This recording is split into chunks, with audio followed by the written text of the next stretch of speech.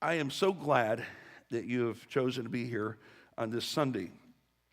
And I would have to tell you that the topic that we're going to talk about today is a topic that is very personal and very real and important to me. If you're a parent or ever have the desire or interest in being a parent, hopefully you will be able to relate to something that's said today. I know some of you who are parents are thinking, well, I'm done. They're all 18 and above, and so I'm done. Well, thank you, Bill. If you feel that way today, come back and see me in a year or two, and I'll ask you how that's going, okay? Now, whenever I say, hopefully it's not going the same as it did when they were 12 or that kind of thing, but once a parent, always a parent. You have a parent's heart. You may not be as engaged personally in the day-to-day decisions and choices, and maybe sometimes you're glad and sometimes you wish you could be, but you're always a parent, and you always have that parent's heart. And there's always something you can do or be as a parent that can make a difference, no matter what the age of your children might be. Obviously, for the most part, what we're talking about today is people who are actively engaged somewhere along the line from, 1 week old till the point that they actually maybe are able to graduate from your home in that time period where they're actually still living with you is a thrust. But I would say some of what we're going to share today is very applicable to you personally toward them, even if they are adult children. And so I come to you as one who is a learner in this area. When my father passed away when I was 10 years old, I had one little thing that was a consolation to me, maybe not immediately, but somewhere soon thereafter. And that was this. I had always looked forward to growing up with my dad. And I kind of had a big idea in my head about whenever I became old enough to drive, I really looked forward to driving and him sitting over there. And I was 10 years old when this happened, but I still was already thinking about that and going, I look forward to the day I can drive and my dad will sit over there. Well, that didn't happen for me.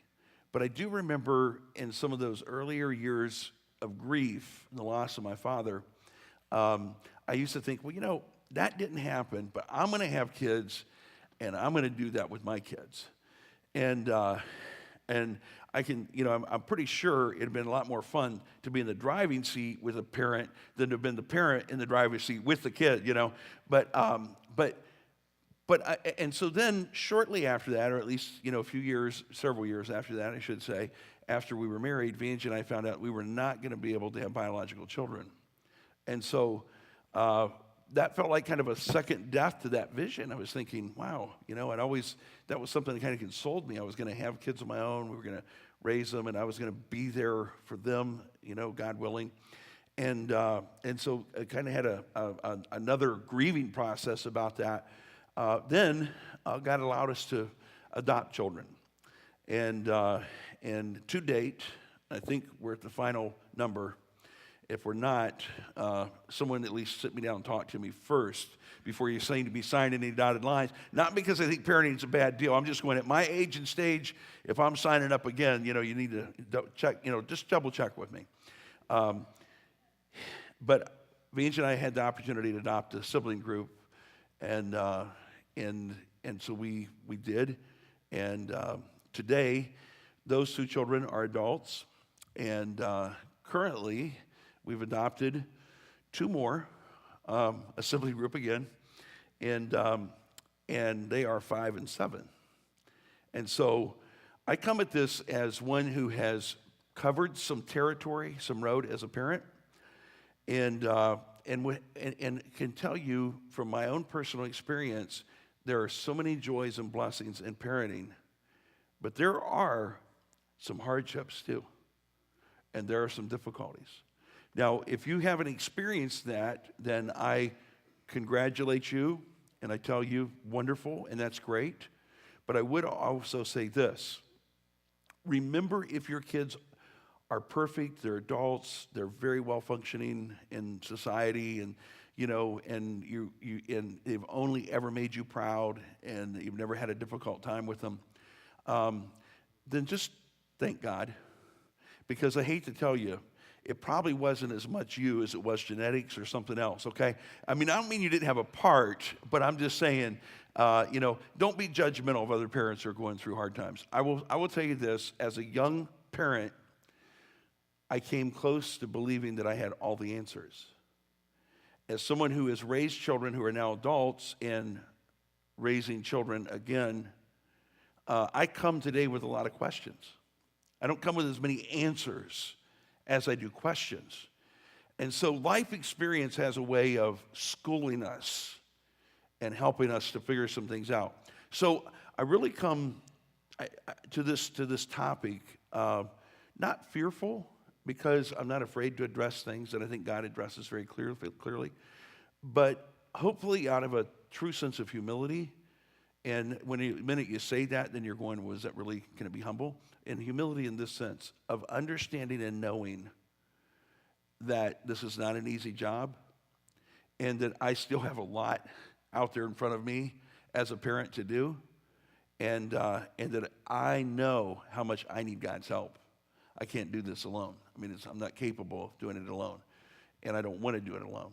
And so I'm going to actually ask God to meet with us here this morning, because I believe one of the most important tasks all of us have is to be a parent. And I'm going to ask him to just give me the courage to say things that need to be said, and also the wisdom, and also what does each one receive? Understand, I'm receiving on this as well. All right, let's pray. Jesus, we believe that you know and understand every aspect of life. And you're the Son of God the Father. And you were very much a part of the creation of this world. And those of us who are people, you even became one of us, so you identify so much with us. You were a child to Mary and Joseph. You had brothers and sisters. You lived on this earth. You understand the human challenges and the human opportunities. And today, one of the greatest responsibilities we're ever given in this life is parenting. And one of the greatest opportunities that we're ever given is parenting. And Lord, I pray that you will help us each one to just understand that we have a very key role to play, but we could never address this idea of parenting without inviting you to be our guide, you to be our helper in this, because it's one of the toughest jobs we'll ever do, one of the most rewarding jobs we'll ever do, and it has eternal implications, because really the only thing that lives forever are people, the souls of people. And so it's an eternal investment that is very, very real. Help us today to grow and to receive and to act according to your will. In Jesus' name I pray. Amen. If you want to grab your sheet near you, remember we're talking about moving from going crazy to being crazy. We know that kids will make you feel like you're going crazy on a regular basis, but they can also make you feel crazy in love, and in some days, some hours, some minutes, you feel all both in the same time. I want you to look at the top of your sheet for our memory verse, and this is kind of the essence of where we're coming from with this message, even though we share a few other verses. It says, "Fathers, do not exasperate your children. Instead, bring them up in the training and instruction of the Lord." I'm going to go ahead and add a few words here, and I'm going to go ahead and put mothers in there too. Mothers, do not exasperate your children. Instead, bring them up in the training and instruction of the Lord. Then I'm going to add a few other words that help explain some of the words that are in the verse. Fathers and mothers, do not irritate, do not provoke to anger, do not exasperate to resentment your children. Instead, bring them up tenderly in the training, in the instruction, in the discipline, in the counsel, in the admonition of the Lord. Those are all words that fit well within the context of what this verse is saying, and they're all words that help kind of break it out to maybe a broader view, a broader perspective an understanding of what is being said here to the reader. And so in looking at this, it's interesting to me, and as I've looked at this passage many times over the years and tried to understand what it means and how does that apply to me as a father and how does that apply to other people as parents, one of the questions I've always had is this. I wonder why it starts off with saying, parents, fathers, mothers, do not exasperate your children. Wonder why it starts there. I mean, I've asked that question. I don't know if we have a final answer, but what I would say is this. I would say I think that there are some answers that we can pretty conclusively come to. And I think it's because as parents, what we try to do is we try to force kids to fit into what we would call what makes our life comfortable. We have this box that calls, this would make my life comfortable. So kid, I want you to fit in that box. Because even though I know you have a free will, and even though I know you have a lot of ideas, and you have a lot of energy, and a lot of enthusiasm, a lot of, just fit in this box, whatever makes my life comfortable. So we're glad to have a child, but we want them to understand they're all on our terms. They fit into our little world, our little box. And what that does is it kind of stifles what that kid is and what they're about. And so in doing so, what we do is we exasperate, we frustrate this child. They feel like that they're not able to be who they are. And when I say that, I'm not talking about, let them do anything. And I'm not talking about let them be anything, let them go after. I'm talking about where we try to make it to where it's only convenient for us. If your child, everything they do and everything they're about only happens because it's convenient to you, that child will be fairly miserable, and they'll ultimately let you know how miserable they are. Now, the other side of it is kids work very diligently at trying to get you to fit in their box. They work very, very hard at saying, this is what I want my world to be like. Now, I need you as a parent to be like this. And so they try to stuff us into that box. And I can just tell you that won't work either. And so we have to figure out somehow where we can be who God's asked us to be and who we are, and let them be who they are, and work together with understanding there is a significant difference. And that is the reason I believe that fathers are addressed here and parents are the ones being addressed is this. Parents, father, you're the grown-up. And so you have to be the one who sets the stage for how this works out. We're the ones who have to, grow up and go ahead and do it the way it should be done. And that means there's give and take, but at the end of the day, nobody is kind of twisted into this mold that doesn't fit them, but at the same time understands that life is filled with give and take, and there is such a thing as authority structures, and parents, you are in charge. At the end of the day, kind of however it happened, you're in charge. But being in charge doesn't mean that they're little gremlins that every time they pop their head up, you whack them back down. It means you're in this battle, you're in this relationship, you're trying to understand and know your role and work with that and not lose perspective what your role is. Because kids will write, if you lose perspective of your role, they'll give you a role. I can tell you that right now.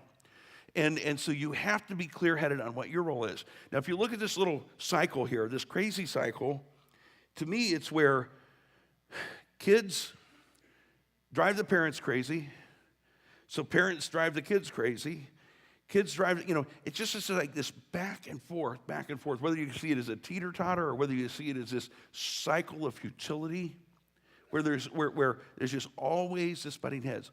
We need to be really clear about a couple of things in particular. One is, parents, you're not your child's peer. And that doesn't mean that you don't get on their level at times, but you have to still be able to pull back and be the parent. And so, you understand that if your kids get into sibling rivalry and one of them's going, you're stupid, no, you're stupid, you're fat, no, you're fat, you're ugly, no, you're ugly, and it's going back and forth, you're going, this is going no place. It's spiraling out of control, and then all of a sudden someone's going to pick up a book and throw it at the other one, or it's going to get out of control. As parents, it's our job not to get into the crazy cycle. That's our job. Our job is to step out of the crazy cycle. And once we see it happening, once we start feeling like, man, these guys are driving me crazy. When you hear yourself say that, that's a good time to do this. Time out. Because what will happen if we're not careful is we'll step right into this crazy cycle, and since they're driving us crazy, we'll drive them crazy. And don't worry, kids are, I believe, I don't have any compliant child. Out of the 4 that I have, none of them were like, Dad, you just tell me what to do, and I'll always just want to do that, never want to do anything else, and I just want to make you happy. God didn't give me one of those.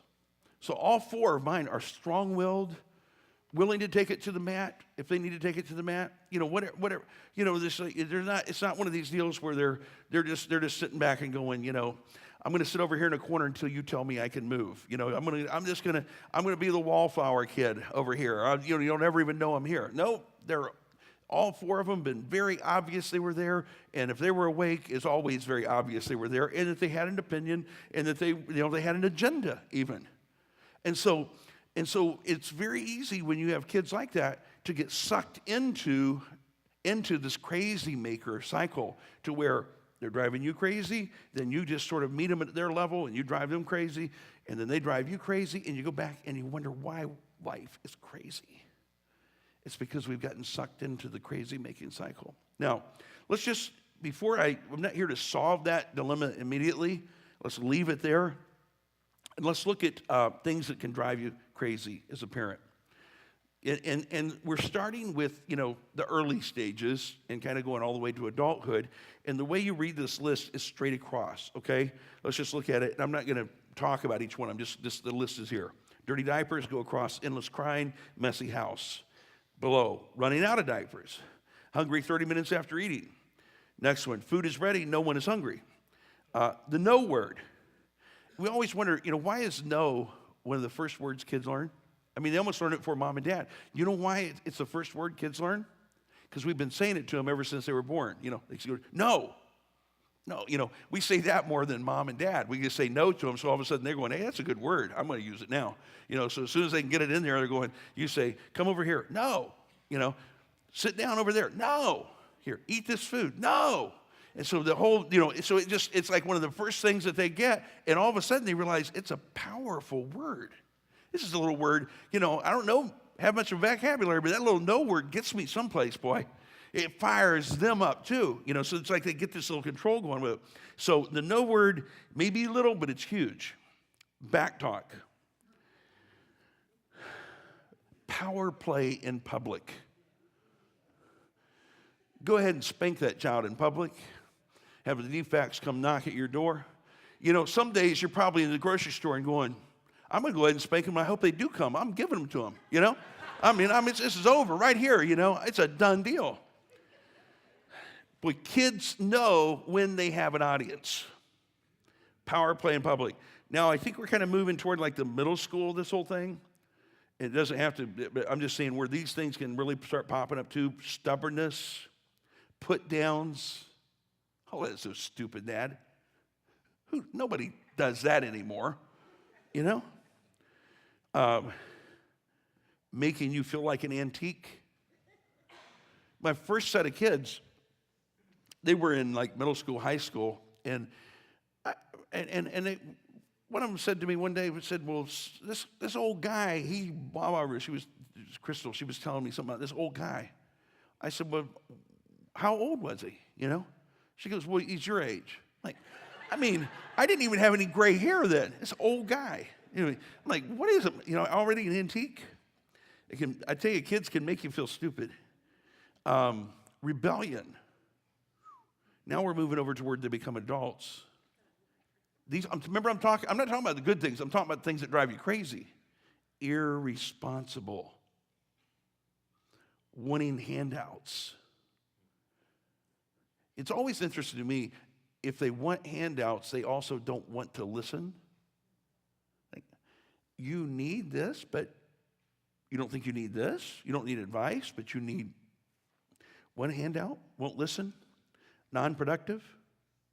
Now, I know the list could go on, but the whole idea is I just wanted you to be able to connect with some possible areas where you might feel like, this drives me crazy with a kid or one of your kids or different stages of everyone's. What I thought would be good, if your kid's not sitting next to you, is if you would maybe identify somehow, you can code it however you want to, but circle it or underline it. This is like a Crazymaker for me. Or if, I didn't even come close to touching the ones that drive you crazy, go ahead and write yours in there. Just so you've kind of identified a couple of things that drive you crazy as a parent. And then after kind of identifying that, you may want to think about it a little bit. You may want to even make your own list. Not because I'm wanting you to focus on the negative, but what I'm wanting you to understand is, let's be honest. There are things about parenting that do drive us crazy.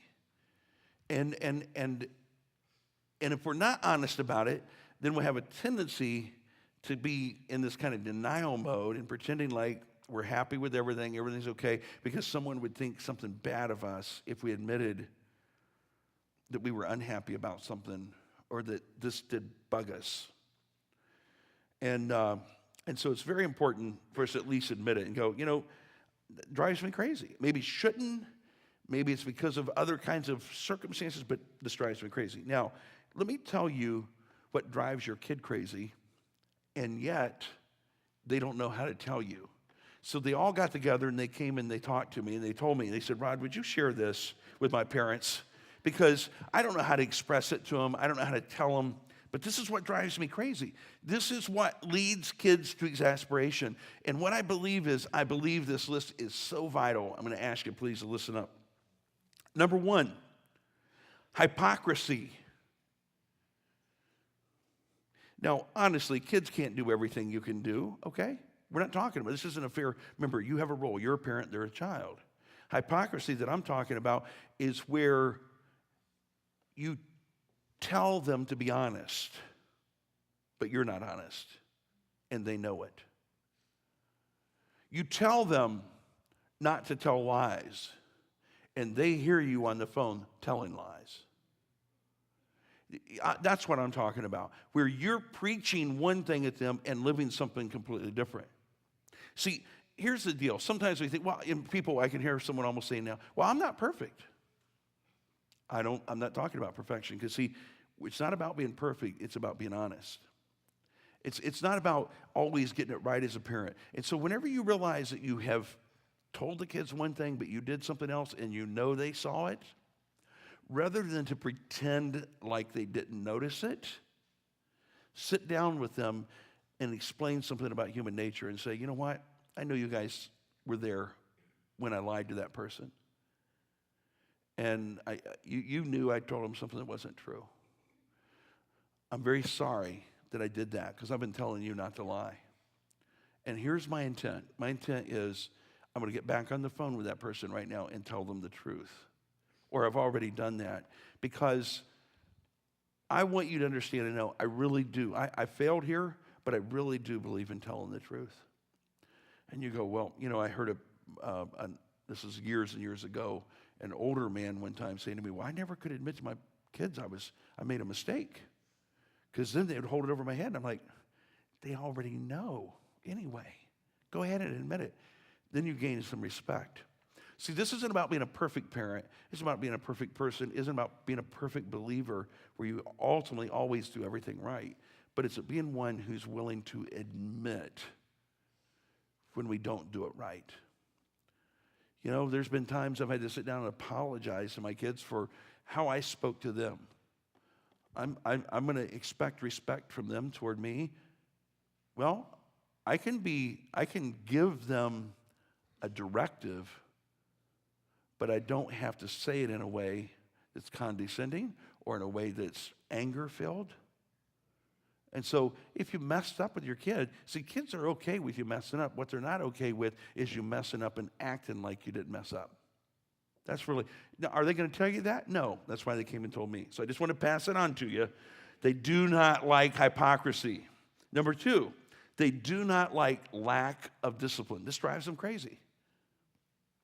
You'll never have a kid come to you and go, would you please put me in timeout? I just need to tell you, I'm not the kid you thought I was, and I really need about an hour in my room. Could you go ahead and do that for me? You're never going to have your kid come up and go, I snuck out of the backyard. I was down with the neighbors. I didn't, you never caught me, but that's such an important rule in everything's house. Would you please give me a spanking? Kids aren't going to come up and ask you to discipline them, but I'm going to tell you this. They will dislike you ultimately if you don't discipline them. I'm not here to tell you what form of punishment to give them. I know there's a lot of controversy in our culture about these things. I believe an appropriate spanking can set the record straight. But what I also remember, do you remember that I said appropriate, okay? Appropriate spanking can set the record straight. But if that's not something you practice, that's fine. But you need to have something that's kind of a bottom line. You need to have something that says, I'm in charge here, without being a tyrant or that kind of thing. You need to be able to set the record straight and go, we need to readjust some things here. We need to set some things in order. And here are our guidelines. And I'm going to tell you, a kid that grows up with no discipline is a child that's very unhappy.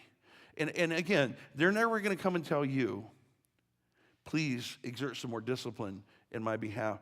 But I'm going to tell you, there will be a day that they will scorn you for not having had the courage to say no to them about some things. A lack of discipline. Number 3, what exasperates your children is a lack of guidance or training. You might look at this and go, well, we can live in a culture, we do live in a culture where some aspects of our culture would say, well, I don't want to influence my child in any kind of way. I don't want to give them some kind of I don't want to tell them how to live their lives. Well, why did you become a parent? I mean, now when I say that, I don't mean to total control everything out of their life, but God gave you as a parent gave you a child to parent for you to give them instruction, for you to give them guidance. If you don't tell them the truth, there's some things in life we don't know. Okay, be honest and tell them we don't know. But what you do know to be the truth, tell them that. Don't leave it up to the school to tell your parents or tell your kids about the birds and the bees. Because I'm going to tell you, they probably, depending on who it is, what the setting is, it might be a kid on the playground. And so you don't really know how that's being presented. There needs to be a point where you have that kind of conversation with a kid and go, well, I'm not going to talk to my kid about that. Well, I believe most adults that I know who their parents talk to them about those things, they don't hate their parents for that. They actually appreciate it. And there are other people that go, I have no idea. I've talked to too many people who, I have no idea what my parents even thought about that. I have no idea what my parents even thought about this or that or the other. They have no idea how my parents thought about money. They never talked to me about money. They never said a word to me about all these important areas of my life. They never said a word about relationships. They never said a word about this. I don't know. I would rather err on the side of kind of giving my kids too much information of what I believe. There are two different aspects of that. One is what I consider to be core beliefs that I would really like to see them embrace. If they would choose to do that and they'd be willing, I'd like to see that. There's another aspect of that to say, you know what? This is a very kind of what we call optional kind of area. If you want my guidance, I'll tell you my opinion, my perspective on that. But this is kind of thing, anybody can make these kinds of choices, and it isn't something that needs to be directed. But there are some things the kids need to know, specifically what about life, and they need to know what you're thinking. And you need to tell them before they hit a certain age, because kids go through this kind of stage. When they're little, they think you're the strongest, smartest, best looking, coolest person in the world. They'll even have fights on the playground about it. Hunter is kind of like a tough nut kind of kid. He's kind of like, he's just born that way. Like, he's just tough, physically tough, and he's just kind of got that in him. He's got a tough side to him. And I remember dropping him off at preschool, and for a morning or a Mother's Day out or whatever. It was just, it was a small program. But I remember him coming out. He's like 2.5 years old or something. And he said something about, he told this kid that his papa could beat up his dad or something. I'm like going, man, don't do that. I'm an old guy. Man, you're going to get me beat up, you know? Don't, but see, little, when they're small, man, they think you're it. Then they get smarter, realize you're not it. Then they get real smart in their own eyes and think you're an idiot for a while. And then they grow up and have kids of their own and begin to think you actually were pretty wise. You know, but there's that. So you got to really pick and choose when you're doing this training thing, because sometimes they're a lot more open to it than other times. But if you do not give your kids guidance, they will feel handicapped for a good piece of their life. I believe one of the very things that the church world today, the church community, if we're doing our job right, part of our job today is actually to help a generation of kids who have come from homes that may not have functioned as well as they should have, and to come along and actually do some reparenting a little bit in the process. And when I say that, doesn't throw away what parents have done that are good, but there is a sense in today's culture, there's a sense among a whole set of people that their parents did not do a very good job of training them. And so they're kind of lost a little bit about some of that. And so what I want to encourage you to do as a parent is don't lack in that area. And I mean, make sure you're giving them good information, the right information, but give them guidance, give them training. It exasperates your children at some point in their life if you don't. Number 4, what exasperates children is no flexibility. Well, this is the way we do it around this house.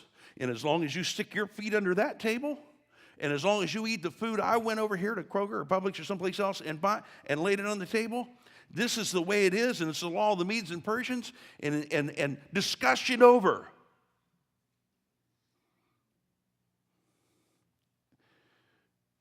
It's okay to say that sometimes. It's okay to say that. It's okay to let them know some of those things. But if all they ever hear is Law and Order, and I don't like to say that because I don't even know, that sounds like a TV show and I don't know what that is. But anyway, if all they experience is Law and Order in the broader sense of that word, in the actual definition of those words, if that's all they experience, home begins to feel like prison. Do you ever have any flexibility? I've done more time than I wanted to do visiting people in prison. And here's something I've come to find out about any jail or any prison that I've ever experienced, and that is this. They have one answer for the first 5 times you ask it. And you know what the answer is? No. No. Can I do this? No. I'm a law-abiding citizen. I didn't do anything wrong. No. I have credentials here that I'm a pastor. No. Okay, you kept here for the 6th no, so I'm going to go talk to the supervisor. But they're trained. No, the answer is no for everything. And here's the question: do your kids feel like that's the environment in their house? Everything's no. Well, because kids you have to fit in this box, kids. Can we throw football after supper? No. Like it's something bad. Well, why not? Did you hear my answer? The answer is no. So if you want to be a cop, go be a cop. But don't run your house like you're a cop, okay? Run it like God's given you a responsibility to nurture and love your family, and that you have law and order with some flexibility in the sense that the answer doesn't always have to be no. Sometimes surprise your kids. I think I've said this before. What about having a yes day? As long as it's not illegal or immoral. You wake up that morning, you go, everything they ask, I'm going to say yes. Oh, Lord, please help them not to ask anything. But, and so they go, hey, can we go for a walk? Yes. What is wrong? Okay, let's go for a walk. Can we let the dog in the house? Yeah. Oh, dear Lord, help it not to do something, whatever. Can we go to McDonald's? Yes. But most of the things kids ask you to do, they're not illegal and they're not immoral. What about a little bit of flexibility sometime? All work, number 5, all work, no play.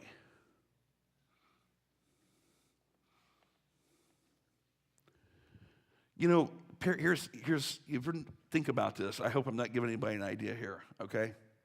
But think about this in most cases when your kids are small. You always have an out with them. Can I have a friend over? Well, I would, but your room's a mess. You know, you always would, but the room's a mess. You know, the room's always a mess. So you can always use that as an excuse. You know, well, as soon as we get these 4 jobs done, as soon as we get this 4. And so, you know, it is a lot of work raising kids. It's a lot of work. And you know, and if you think you're tired and you're in your 20s and 30s and 40s, try it in your 50s, okay? You know, and so if I ever look a little bit like, you know, I just kind of stepped out of something and I'm not quite all together, it's because I'm not. It's because I just was probably with the kids for 2 hours and I'm kind of like, you know, a little fried and got this sticking up over here and, you know, and my deodorant might not be working as well as it did yesterday or something. I don't know. But so the deal is this. Kids can frazzle you. They can. But I've made this decision, and especially I'm a little grouchier in my 50s, and not in general, but I'm saying like with the kids. I mean, my first set of kids, I was patient. My patience, honestly, sometimes Vanjie would get mad at me. I was so patient. My patience was long. It took a lot to ruffle my feathers. It took a lot to make me grouchy. It took a lot to get me to kind of react. It took a lot. These guys, in about 10 minutes, they went, do you have to be so noisy? I need to go look in the mirror. Who is this? What? You know, they still love me anyway, but I mean, I'm quicker to be grouchy. I'm quicker to say no. I'm quicker to, and I just have to consciously make up my mind. I'm not going to be a grouchy parent. And I'm not going to be a jerk. I'm going to have fun. Now, and so, you know, you can ask the kids or whatever, is your papa crazy? They'll go, yes, he's crazy. Because I try to be crazy with them. I do. I actually try to really, really let my hair down and have a good time. And sometimes they'll go, Papa, talk in your normal voice. And I'll just keep going, this is my normal voice. No, your normal voice. You mean that voice? And I'll just keep going for it. And they'll go, Papa, you're being crazy. And I'll go, well, what, do you want me to be something else? Yeah, that voice. And so, you know, I'm always playing with them, always doing stuff to kind of rattle them a little bit and get them, because you know what? Here's what I know. I know this, and that is there's always going to be work to do. You're always going to have one more thing to do. That's one thing, you know, being older and raising kids, I realize if you wait till everything's perfect to play with your kids, you'll never play with your kids. If you wait till you get all of your work done, if you wait till all the bathrooms are perfect, you wait till you have a spit shine on every little thing, you'll never play with your kids. And they'll grow up, and it'll be that, so what's that song again? Cat in the Cradle. Man, it'll be the Cat in the Cradle song all over again. And you'll go, what happened? One advantage I do have by parenting at another phase of my life is this.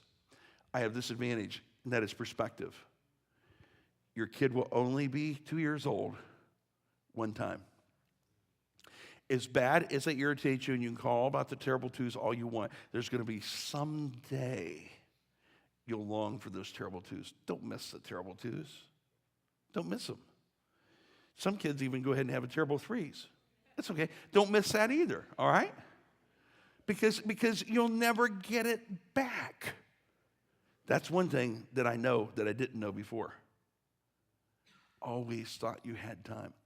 No, I know I don't have time now. So, messy house or not, messy playroom, messy backyard, whatever. Okay, let's go ahead and play. Let's have some fun. Papa's going to let his hair down. We're going to roll. All work, no play. It will drive your kids crazy. Number 6, the last one on my list, certainly not the last one of things that could happen, but these are very critical things, and that's a lack of humor. A lack of humor. You know, kids love to see their parents laugh. They do. In fact, if your kids are shocked, they're around you sometime and you actually let out a big laugh, and they kind of stop what they're doing and they're looking like they laughed. You better take that as a warning sign, okay? You're not laughing enough. You need to laugh. Let me say this also. I'll say this to wives, okay? This isn't, we're talking about marriage next week. But you know, husbands like to see their wives laugh. Even if it's at them sometimes. It's okay. Just see them laugh. Particularly women, you have a lot of responsibility. You got these kids, you got this, you got that. You may be working full time. You got all this stuff. Life gets serious. It's real easy to be so serious about life. You forget that there's some joy. Please allow yourself to laugh. Your kids will love it, but your husband will appreciate it. Even if he doesn't tell you, he will. I promise you. Lack of humor exasperates your children. Now, let's go into kind of a lesson I'd like to give you in this wrap-up time.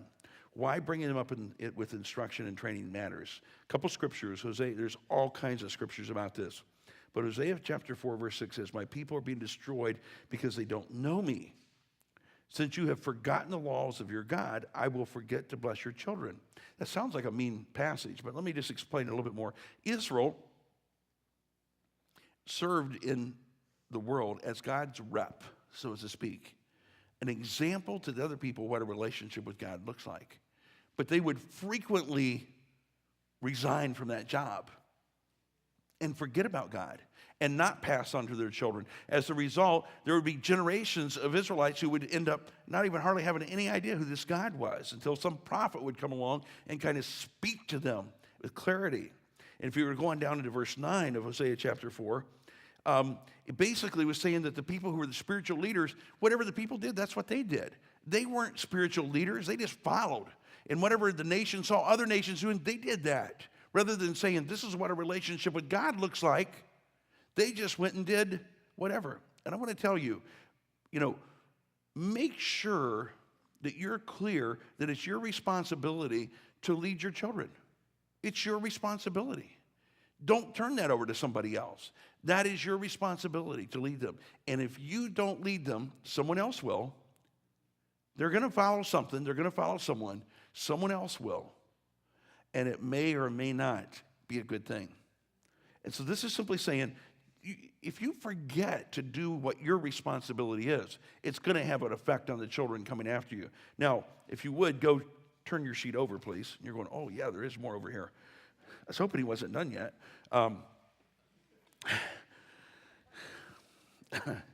Sorry, but that would be way too early, wouldn't it?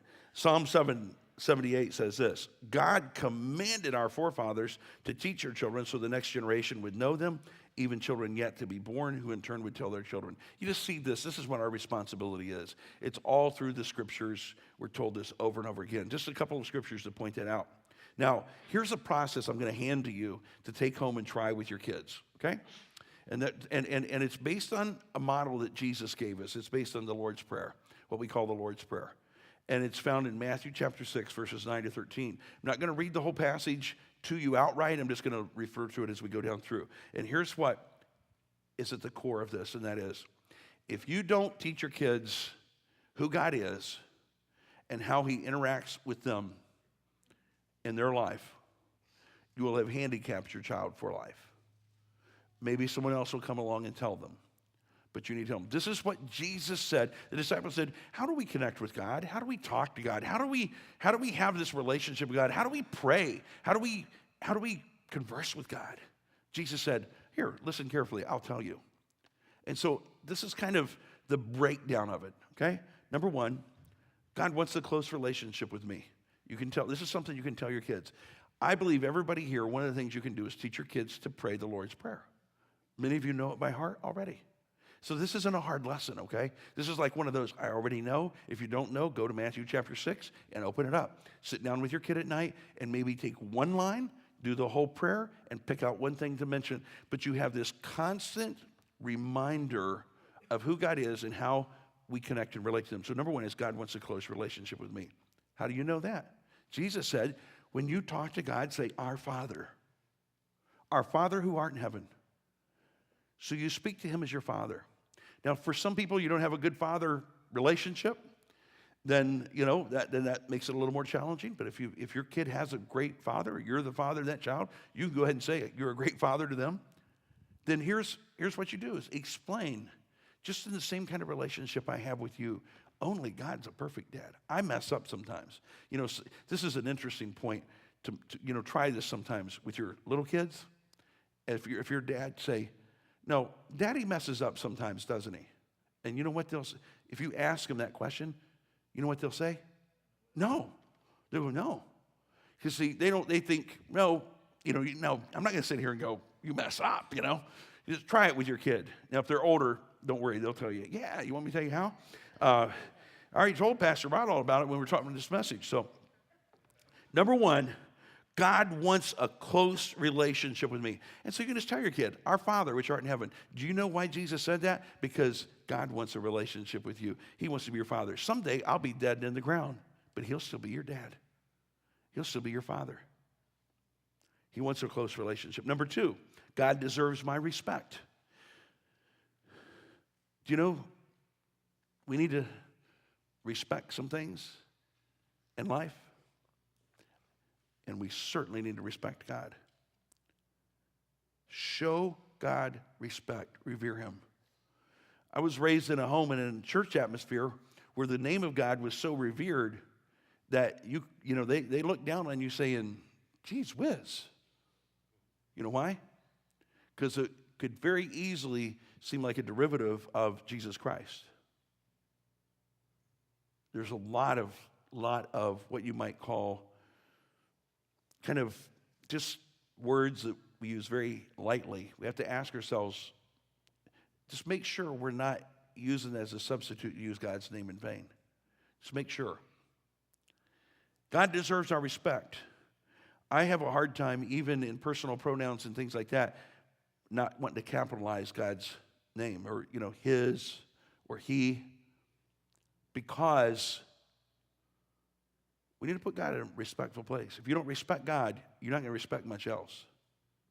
We wonder sometimes why some of the violence takes place in our world. I want to tell you what, the respect for God has gone down in our world. And when the respect for God goes down, the respect for everything else goes down. And so if you want your child to be an honorable person, they have to learn respect for God.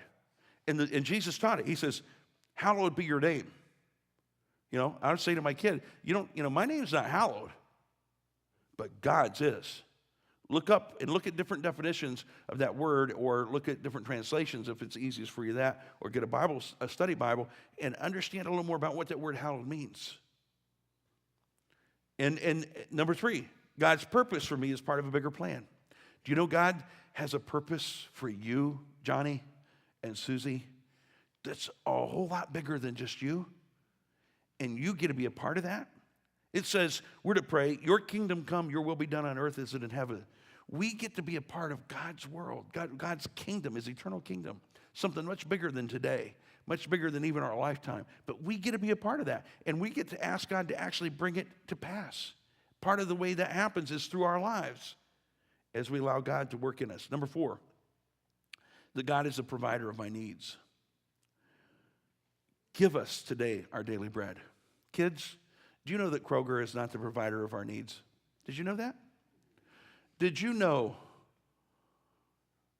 that actually carrots grow in the ground and it's very dependent upon God and his graciousness that we're able to have products, we're able to have food to eat, that we could have a famine and we'd all be in trouble. We could have a time where crops all failed in the world. We're very dependent upon God for everything. And just because we look all around us, there's plenty of food in our house, plenty of food in the grocery stores, plenty of restaurants everywhere. That can all change in a moment. We hope it doesn't, and we hope we never have to. But let's never forget where it all comes from. Give us today our daily bread. And that implies all the needs in our lives. This is a great chance to explain to kids the difference between needs and wants. I need a new Xbox. I need it. I'll die if I don't have it. All my friends have it. I'll have to live someplace else. Okay. Just understanding the difference between needs and wants, okay? This is a great opportunity to teach them this. Number 5, we can receive and give forgiveness. And notice, we typically think in terms of give and take, give and receive.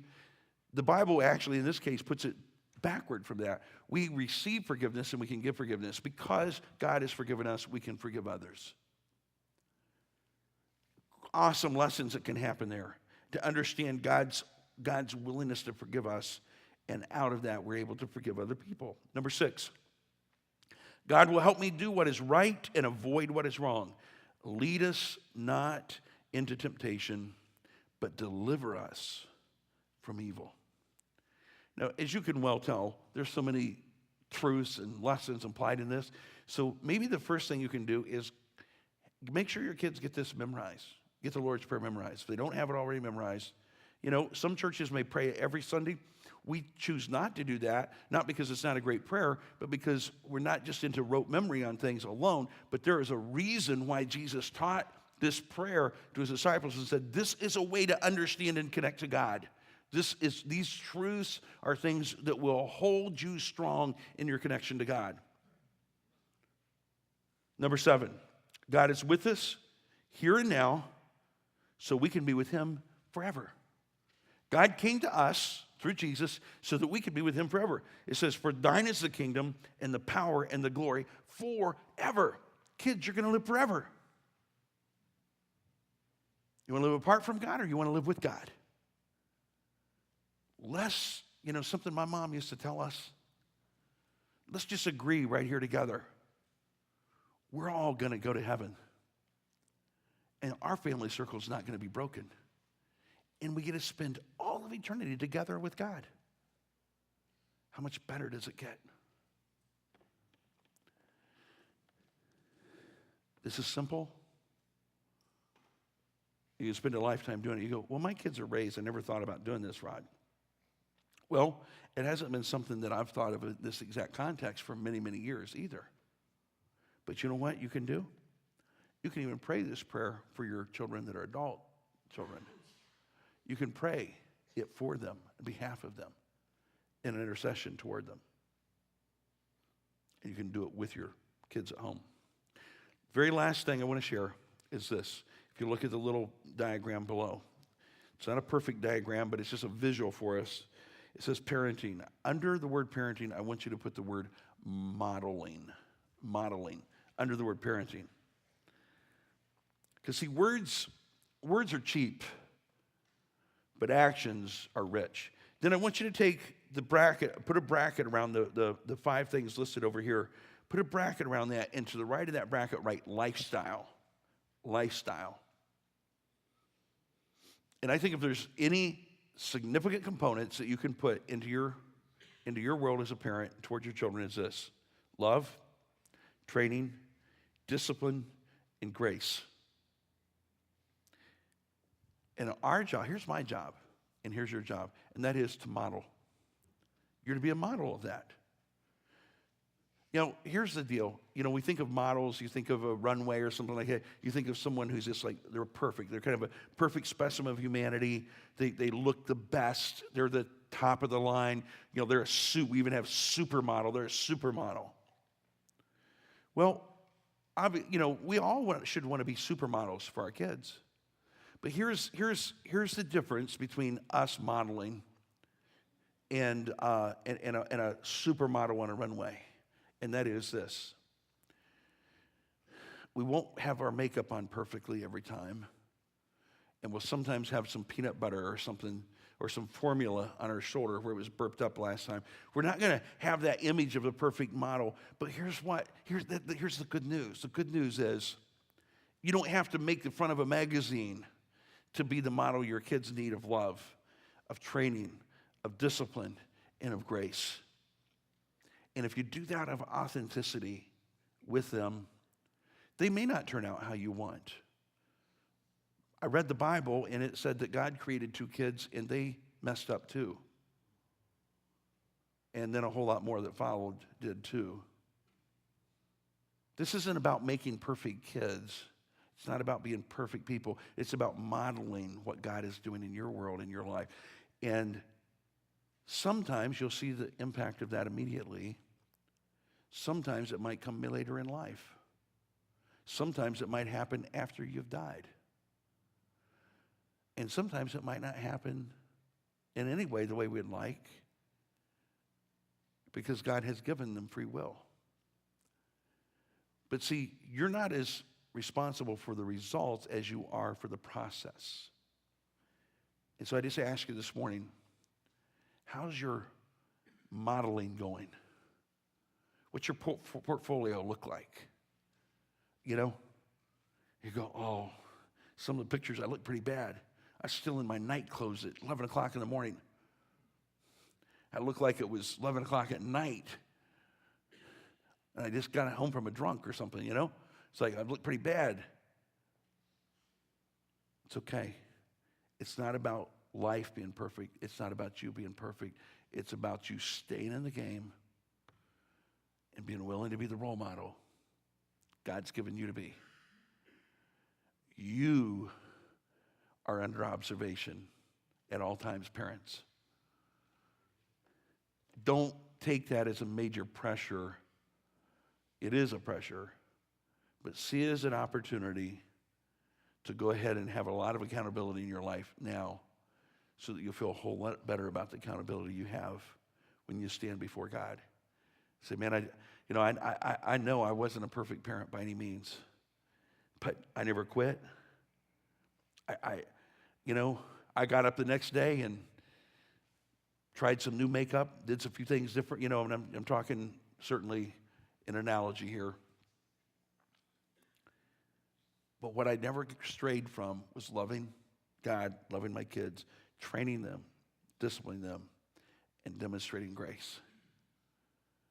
Didn't do it perfectly, but I never quit endeavoring to become the model God asked me to be for them.